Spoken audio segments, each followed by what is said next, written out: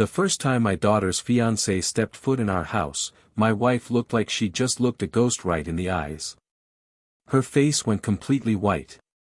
Then, the very next day, the guy calls me up out of the blue and says we need to sit down, man to man, because there's something we have to talk about. It all started on a Sunday when Emily called us up and let us know she was finally bringing someone home. She'd built a whole life for herself a couple of states over, living in the same college town where she went to school, and she'd been seeing this guy for the better part of a year. Turns out, they were already engaged. We knew his name, but honestly, that was about it. Emily was pretty firm about wanting us to meet him in person for the first time, not through some phone screen, so we just waited it out.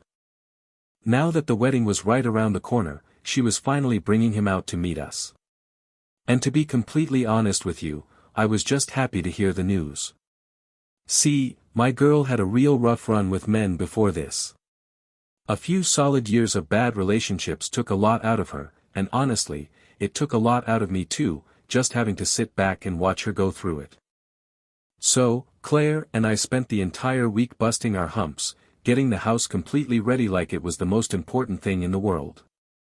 And to us, it was. His name was Tom. He was 38, solid, the kind of guy who looks you in the eye and gives you a real handshake. He brought some nice flowers for Claire and a decent bottle of booze for me. Within 5 minutes of him walking through the door, I could totally see why my daughter had this new look about her lately. She just seemed calm, settled down, like she'd finally stopped waiting for the next bad thing to happen to her. Then, Claire walked in from the kitchen. I happened to be looking at Emily right then, so I only caught it out of the corner of my eye. Claire just froze right there in the doorway. Every single drop of color drained straight out of her face. Tom kept his smile up, but I noticed something behind his eyes slip, just for a split second. The two of them stood there staring at each other a beat too long for a couple of people who were supposed to be total strangers. But hey, it passed. New family, big stressful night, people act a little weird sometimes. I went to bed that night just feeling incredibly happy for my girl, and I let the rest of it go. But then Tom called me the next afternoon, and let me tell you, he wasn't calling to talk about wedding plans. The phone rang while I was working out in my shop. I've been building cabinets for almost 30 years now, and that shop behind the house is the one place where I can actually hear myself think. So that's where I took the call, with sawdust still all over my hands. He was real polite about it, asking if I had some time to sit down and grab a coffee or something with him, just the two of us, over the next day or so. Now, I figured it was just the usual deal. A guy wants to look the father in the eye and ask for his blessing, trying to do things the right way. I was actually about to tell him he didn't need to make a whole formal appointment just to ask me that. But then he stopped me. He said, "It's not about the wedding, Mr. Dolan. There's something I need to tell you first." It was really the way he said it that got to me. He didn't sound nervous, not exactly. Just incredibly careful. I told him that was fine, and we agreed to meet up the next evening at a steakhouse just off the highway. It's a quiet place where nobody from town really goes to keep tabs on who's sitting with who. I picked that spot without even thinking about why, but looking back, I just knew deep down I didn't want this conversation happening at my house.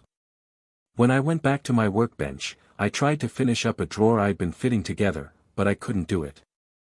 My hands just kept stopping on their own. I couldn't shake the image of Claire standing in that doorway, turning pale as a sheet, and now this young guy asking to see me alone in that incredibly serious voice. I didn't tell Claire that he called. That was the very first thing I did differently. Just a small thing, really. I just chose not to bring it up, and she didn't ask. The steakhouse was pretty much empty when I got there. Tom was already sitting in a booth, staring at a glass of water he hadn't even touched. He stood up to shake my hand, and that's when it hit me. This wasn't a guy who got rattled easily, but right then, he was visibly shaken. We ordered our food and shot the breeze for a few minutes about nothing, the drive over, the weather, just small talk. Then, he suddenly set his fork down and looked me dead in the eye. He looked at me and said, "I'm going to marry your daughter, and I want at least one person in this family to walk into this situation with their eyes wide open. Telling Emily would only end up hurting her, and it wouldn't change a single thing. So I'm telling you instead, and then it's yours to handle however you think is right." I asked him what the hell he meant by that. His voice was incredibly quiet when he answered. He said, "I knew your wife long before any of this happened. I think you need to hear how, and then the choice is entirely up to you." Right as he said that, my coffee cup was halfway to my mouth. I set the cup right back down on the saucer. Then he dropped the real bomb on me. He told me he hadn't met Claire for the first time standing in our doorway last night. He'd known her before.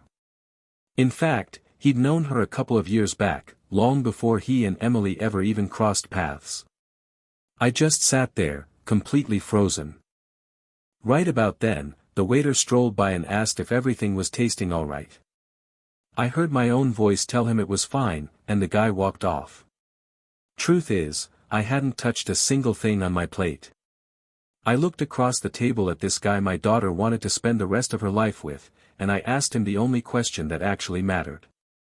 I asked him straight up just how well he had known my wife. He didn't look away or blink when he answered me. I'll give him credit for that much.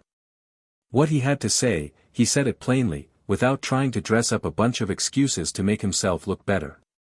Turns out, 2 years ago, Tom was doing some private driving work on the side. Mostly refresher lessons for grown adults who'd lost their nerve out on the highway after an accident or something. Claire was one of his clients. She had never said a single damn word to me about any of it, but honestly, that wasn't even the part that knocked the wind out of me. For a few weeks that spring, those driving lessons turned into something they had absolutely no business turning into. Tom didn't try to sugarcoat it either. He called it exactly what it was.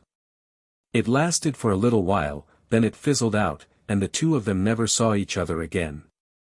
Until he walked right into my living room holding a bouquet of flowers, saw the woman from 2 years ago standing in my kitchen doorway, and realized she was Emily's mother. He looked at me and said, "I swear to you, I had no idea. If I'd known, I would have never let things get this far without telling Emily the whole truth." And the strange part is, I actually believed him. Sitting there with my whole chest feeling completely hollow and cold, I looked at this guy and believed every single word coming out of his mouth.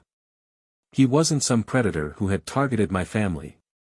He was just a 38-year-old guy who truly loved my daughter, and 2 years back, he'd made a really bad call with a woman who never bothered to tell him she was married. The real blame here barely belonged to him. The real wrong was all Claire's. And Claire had carried that secret around, completely quiet, for 2 whole years. She carried it through every single family dinner, every ordinary morning, and every time I asked her how her day went. That's what it was now. There wasn't any doubt left, no more guessing. It was an affair. Before we got up from that table, I asked Tom for just one thing. I told him to never, ever tell Emily. Not before the wedding, and not after it was over. I told him straight up that if my daughter ever found out about this, she'd spend the rest of her life caught in the middle between her own mother and the man she loves. No kid should ever have to stand in that spot. He looked incredibly relieved, but completely ashamed at the same time. He gave me his word, and then I got in my truck and drove home. Claire was waiting up for me. She was standing right there in the kitchen when I walked in, looking the exact same way she did in the doorway the night before. Pale, tense, just braced for impact. She looked like a woman waiting to find out exactly how much her husband knew. I set my keys down on the counter and said, "Tom's a good man. He told me how much he loves Emily, and I gave them my blessing." I watched the words land on her. Right there in front of me, she decided that Tom had kept his mouth shut, that the whole thing was buried for good, and that she had walked right up to the edge of the cliff without falling off. The breath came out of her real slow. Her shoulders finally dropped. She almost smiled. I didn't say another word. I just went upstairs to bed. But let me make one thing real clear to you. I wasn't some broken man frozen at his own kitchen table that night, just wishing the whole mess would magically disappear. By the time I'd pulled out of that steakhouse parking lot, I already knew exactly how this whole thing was going to end. I simply hadn't told her yet. After she went up to sleep, I went out and sat in my shop completely alone. I already knew what the next few weeks were going to cost me, and I knew I was going to see every single day of it through to the end. Claire had absolutely no idea that the clock had already started ticking. The weeks leading up to a wedding have a way of completely filling themselves up. You've got caterers, dress fittings, seating charts, and deciding who sits where. Claire threw herself into every single bit of it, and somewhere in the middle of all that chaos, I watched her turn right back into a woman who didn't have a single care in the world. She started humming in the kitchen again. She was sleeping easy at night. Every single one of those days, I gave her the exact same opportunity. I'd set up a quiet evening with just the two of us, creating plenty of room for her to just say 4 simple words, "I need to confess." I wasn't necessarily hoping she'd do it. By that point, I already knew how the story ended. I just wanted to see if she ever actually would. One night, she actually came pretty close. We were doing something as ordinary as folding laundry together when Claire stopped with one of my shirts in her hands. She looked up and said, "Mark, there's something I've been meaning to say to you." I didn't move an inch. I didn't push her along, but I didn't stop her either. I just waited. She held on to that moment for a second, but then she looked down at the shirt and said the florist had double booked us, so she had to swap the arrangements around. Then she asked, "Isn't that a massive headache?" She folded the shirt, laid it down, and just moved on. That was the absolute closest she ever got. One single sentence, and then she shut the door on it herself, with her own hands, while I was standing 3 feet away holding the other half of the sheets. Another evening, she started planning a trip for our anniversary coming up that fall. Somewhere near the water, she said, just like we used to do. She was building this whole future for the two of us out loud, but she'd left the one true thing completely out of the equation. So, I went ahead and made my own arrangements without making a sound. I went to see a lawyer, and a couple of weeks later, there was a manila folder waiting for me out in my shop. But the wedding had to come first. After the wedding, there'd be a morning. And on that morning, she was going to hit the wall all at once. The night before the wedding, I couldn't sleep a wink. I walked out to the shop and sat there with the legal papers for a while. I read through them one last time, the same exact way you check over a custom cabinet job before you tell a client it's completely finished. Everything was perfectly in order. I put them away and walked back inside the house. The next morning, I was the proud father of the bride.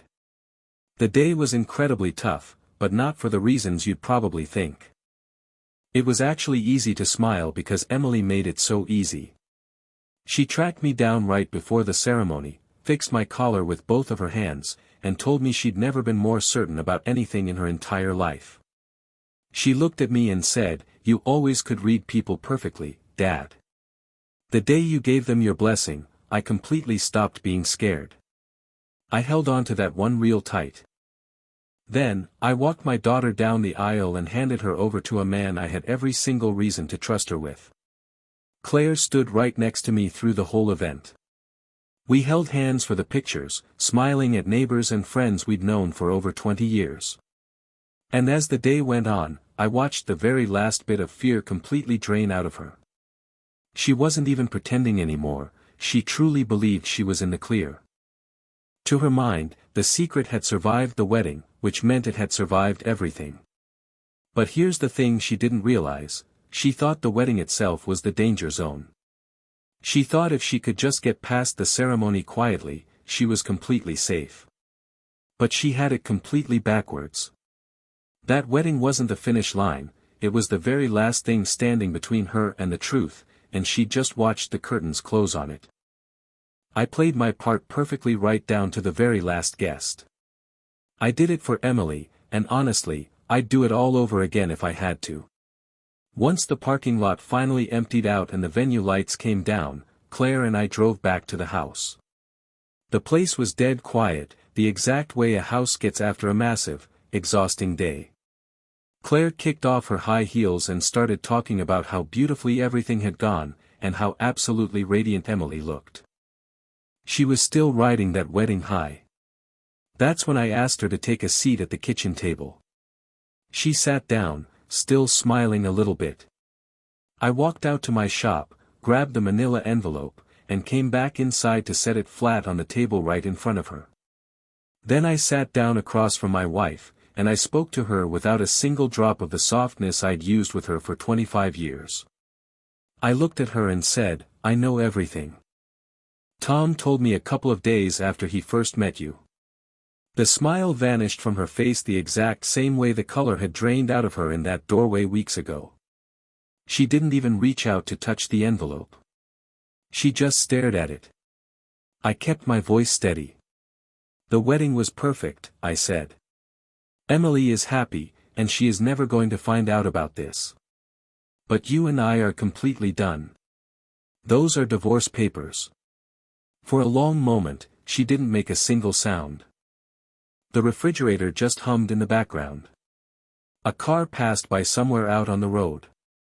25 years of marriage were sitting right there on the table inside a paper envelope, and Claire just stared at it like she couldn't comprehend the weight of it. Then, she started talking, fast and low. She kept saying my name. She kept telling me it wasn't what I thought it was, that it happened 2 years ago, that it was over before it ever really became anything, and that she'd been on the verge of telling me 100 times. I just sat there and let her go all the way to the very end of her speech. I'd waited weeks to hear her say those words on her own. I could easily sit through it now, knowing the only reason she was finally coming clean was because she had absolutely no running room left. When she finally ran out of words, she fell dead silent. She looked at my face, searching for something that just wasn't there. No explosive anger she could argue with. No screaming match she could just wait out. I think that's the exact moment it finally hit her. I'd already made up my mind a long time ago, sitting in a steakhouse off the highway, and absolutely nothing she said at this table tonight was going to reach back in time and undo it. She whispered real low, "So you'd already decided?" "Weeks ago." I looked right at her and said, "Yes." Then she asked me how I could possibly sit across from her every single evening since then and act like nothing was wrong. And that right there was the exact question I'd been waiting weeks to answer. I said, "You want to know what the hardest part of this was? It wasn't what you did 2 years ago. I actually could have lived with 2 years ago. The real issue is that you had weeks before this wedding to tell me yourself. Every single quiet night we spent together, the door was wide open for you to be honest. And every single time, you looked at me and made the conscious choice to keep it shut." She had absolutely no answer for that. Because there wasn't one, and we both knew it. The affair itself was the smaller problem. The real, catastrophic damage wasn't 2 years old at all. She was actively causing it every single night she sat across from me at dinner, taking every opportunity she had to lie to my face, right up to the day before our daughter got married. I stood up from the table. I told her the paperwork could wait until the morning and that I was going upstairs. And let me tell you, I slept like a baby. It was the first full night of sleep I'd gotten in weeks. A man sleeps just fine once he finally sets the heavy burden down and the other person is forced to hold their own half of it. The divorce went through without a single courtroom fight. Claire didn't have any fight left in her, and honestly, I didn't need one. The house in town sold within a month. I signed the closing papers and didn't feel a single ounce of regret or bitterness that I had to push back down. I ended up moving out to the lake property. It's an old house that's been in my family since before I was born, and for years, I'd been remodeling it the slow way, just one room at a time whenever I had a spare weekend. Well, now I had nothing but time. That very first week, I hung the last of the kitchen cabinets myself. Those were doors I'd built with my own 2 hands in my own shop. The house was finally finished, it was entirely mine, and not a single wall inside it held a secret I had to keep quiet about. Emily comes up to visit me most months, and Tom comes right along with her. She genuinely believes her parents just grew apart the way people sometimes do after 25 years, and that is the absolute extent of what she'll ever need to know. She's incredibly happy, Tom treats her right, and the man kept his word to me. When I see their car pulling up the driveway, I just feel pure joy, with absolutely no dark undertones sitting underneath it. People ask me sometimes if I'm still angry about how it all went down. I always tell them the exact same thing, I'm not. Claire didn't lose me because of some guy 2 years ago. I could have found a way to forgive a 2-year-old mistake. She lost me at our own kitchen table, a dozen quiet nights in a row, every single time she had the chance to be honest with me but chose her own comfort instead. I gave that woman every single exit ramp she could have possibly asked for. She chose not to take a single one. So, I made the very last call that was still mine to make, and I did it with my head held high and zero apologies. This morning, I poured myself a hot pot of coffee, walked out onto the porch I just finished building, and sat down where the lake peeks through the trees. There was nobody sitting across the table from me, nobody watching my expression to figure out what I knew but wasn't saying. After all those agonizing weeks of carrying that heavy weight entirely by myself, I finally handed it back to the person it actually belonged to. And through the whole mess, I managed to keep the one thing that truly mattered, which was my self-respect. I built this house with my own hands and I paid for it honestly, and I can look in the mirror and say the exact same thing about the man sitting on this porch. At the end of the day, 2 different people were faced with the exact same choice here. Tom barely even knew me, yet he refused to build a brand new marriage on top of a hidden lie. Claire had 25 years of history with me, and she couldn't bring herself to say it across her own kitchen table. That's the real takeaway. If she had just come clean on her own, an old mistake admitted with real honesty is something a long-term marriage can usually take on the chin and survive. What a marriage can never survive is learning that your partner constantly weighed your feelings against their own comfort, and chose their own comfort every single time. Thanks for listening, guys. If you liked this story, make sure to hit that subscribe button. There are plenty of more untold stories coming your way soon.